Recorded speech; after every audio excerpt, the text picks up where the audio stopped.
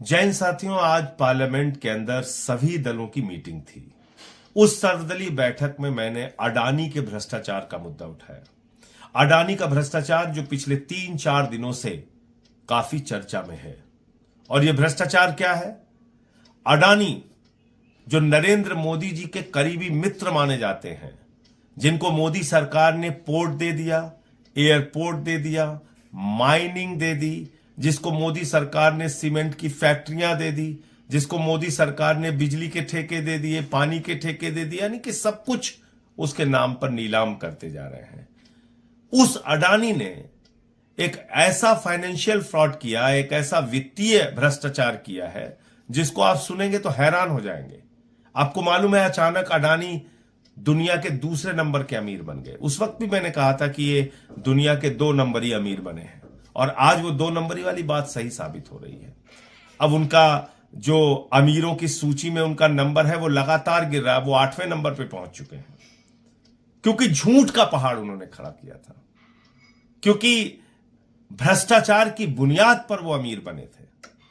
और जब उस भ्रष्टाचार का खुलासा हुआ तो उनका वो पहाड़ ताश के पत्ते की तरह बिखर गया। और ये भ्रष्टाचार क्या है?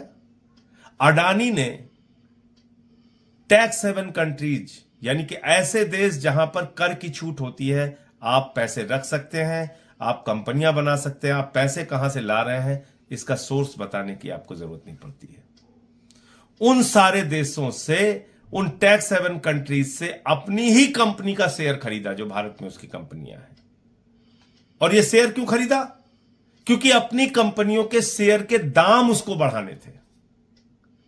यानी कि कंपनी मुनाफे में हो और लोग उसके शेयर खरीद रहे हो और शेयर का दाम बढ़ रहा हो, यह बात नहीं थी। अपने शेयर का दाम फर्जी तरीके से बनाने के लिए फर्जी कंपनियां विदेशों में खोली गई और मॉरिशस जैसे देश से, एंटीगुआ जैसे देश से, वहां से कंपनियां बनाकर अपने ही शेयर खरीद के शेयर के दाम बढ़ाए गए। अब आप पूछेंगे, अपनी ही कंपनी का शेयर का दाम बढ़ा के उसको क्या हासिल हुआ? जब अपनी कंपनी के शेयर के दाम उसने बढ़ाए तो कंपनी की शेयर की वैल्यू बढ़ गई, और उस शेयर की वैल्यू बढ़ने के आधार पर, शेयर की वैल्यू फर्जी तरीके से ओवर वैल्यू करने के आधार पर, शेयर के नाम पर लाखों करोड़ रुपए का कर्जा बैंकों से उसने उठा लिया। अडानी के ऊपर करीब करीब 2.5 लाख करोड़ रुपए का कर्जा है। और एक पहले भी रिपोर्ट आ चुकी है कि 74,000 करोड़ रुपए भारत सरकार, यानी कि नरेंद्र मोदी जी की सरकार, उसके माफ कर चुकी है। अपनी कंपनी के शेयर के दाम बढ़ाकर, फर्जी तरीके से दाम बढ़ाकर, LIC से, SBI से, जहां पर जनता की गाढ़ी कमाई का पैसा जमा होता है, वहां से लाखों करोड़ रुपए का कर्ज ले लिया। LIC को निर्देश दिया भारत की सरकार ने कि अडानी के शेयर खरीदो। और आपको मालूम है LIC ने कितना शेयर खरीदा है अडानी का? 87,000 करोड़ रुपए का शेयर खरीदा है। इसी प्रकार से हजारों करोड़ का कर्ज SBI ने दिया है और तमाम बैंकों ने दिया है। तो आप कल्पना कीजिए कि कितना बड़ा भ्रष्टाचार है। LIC में लोग अपनी जिंदगी की गाढ़ी कमाई का पैसा लगाते हैं। SBI में लोग अपनी जिंदगी की गाढ़ी कमाई का पैसा जमा करते हैं। क्या नारा है LIC का? जिंदगी के साथ भी और जिंदगी के बाद भी। यानी कि ईश्वर ना करे कि आपके साथ कोई दुर्घटना हो जाए तो आपके परिवार का सहारा बनेगा LIC। आपकी बेटी का सहारा, आपके बेटे का सहारा, आपके बच्चों का सहारा, आपके परिवार का सहारा बनेगा LIC। आज उस LIC को एक व्यक्ति ने डुबो दिया, अडानी ने। और अब वो क्या कह रहा है? आज बड़ा हास्यास्पद तर्क आया उसका। उसने कहा हिंडनबर्ग की रिपोर्ट राष्ट्रवाद पे हमला है। अब आप देखिए मजेदार बात।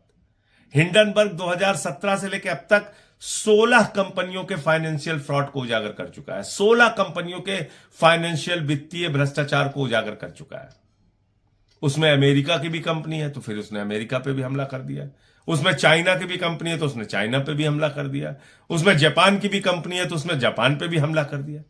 अरे अपने भ्रष्टाचार पे जवाब दो ना। उस पर तो जवाब दे नहीं रही हो कि तुमने फर्जी कंपनियां क्यों बनाई और अपने ही शेयर क्यों खरीदे और शेयर के दाम ओवर वैल्यू करके बैंकों से लाखों करोड़ रुपए का लोन क्यों लिया। जनता की गाढ़ी कमाई का पैसा डुबोया क्यों? किसी ने अपनी बेटी की शादी के लिए पैसा जमा किया था, किसी ने मकान बनवाने के लिए पैसा जमा किया था, किसी ने छोटे मोटे रोजगार शुरू करने के लिए पैसा जमा किया था।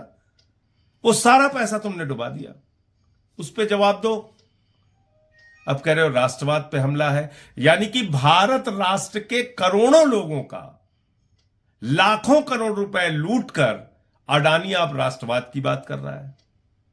भारत राष्ट्र के लाखों करोड़ की संपत्तियां औने पौने दामों में लेकर उन सरकारी कंपनियों को बर्बाद करके अब अडानी राष्ट्रवाद की बात कर रहा है।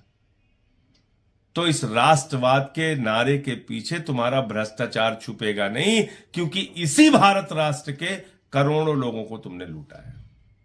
और इसलिए मैंने भारत के प्रधानमंत्री को चिट्ठी लिखी है, सेबी को चिट्ठी लिखी है, income tax department, CBI, ED सबको चिट्ठी लिखी है कि बगैर देर किए अडानी और उसके परिवार का पासपोर्ट जब्त किया जाए। क्यों? क्योंकि पहले भी इस तरह के बड़े भ्रष्टाचार करके 20,000 करोड़ रुपए लेके नीरव मोदी भाग गया, मेहुल चौकसी भाग गया, 10,000 करोड़ रुपए लूट के विजय माल्या भाग गया, 3,000 करोड़ लूट के ललित मोदी भाग गया, 6,000 करोड़ लूट के नितिन संदेशरा भाग गया। ऐसे तमाम लोग इस देश की जनता की गाढ़ी कमाई का पैसा लूट के भाग चुके हैं। इसलिए बगैर विलंब किए इसके पासपोर्ट, इसके परिवार के पासपोर्ट जब्त किए जाने चाहिए और इसके खिलाफ कार्रवाई होनी चाहिए। कहां सो रही है सेबी? कहां सो रही है ईडी? कहां सो रही है सीबीआई? कहां सो रहा है इनकम टैक्स डिपार्टमेंट?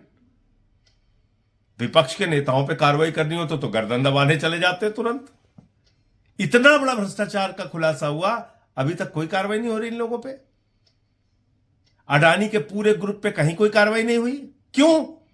क्योंकि ये भारत के प्रधानमंत्री के सबसे करीबी मित्र हैं।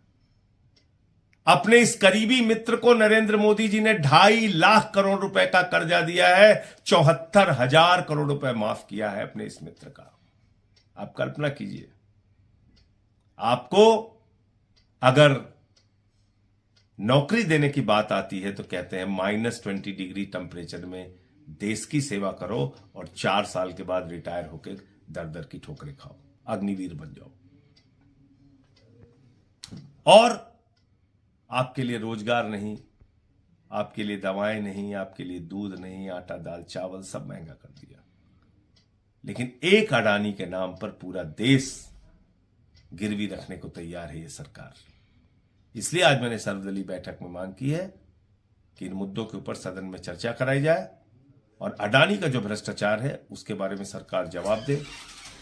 मैंने चिट्ठी भी लिखी है कि इनके पासपोर्ट जब्त किए जाए और चर्चा की मांग इसलिए की है कि आज करोड़ों लोग भयभीत हैं, डरे हुए हैं, चिंता के बादल उनके सर पे मंडरा रहे हैं कि उनकी जिंदगी की गाढ़ी कमाई का पैसा LIC में, SBI में, तमाम बैंकों में डूब रहा है और सरकार सो रही है।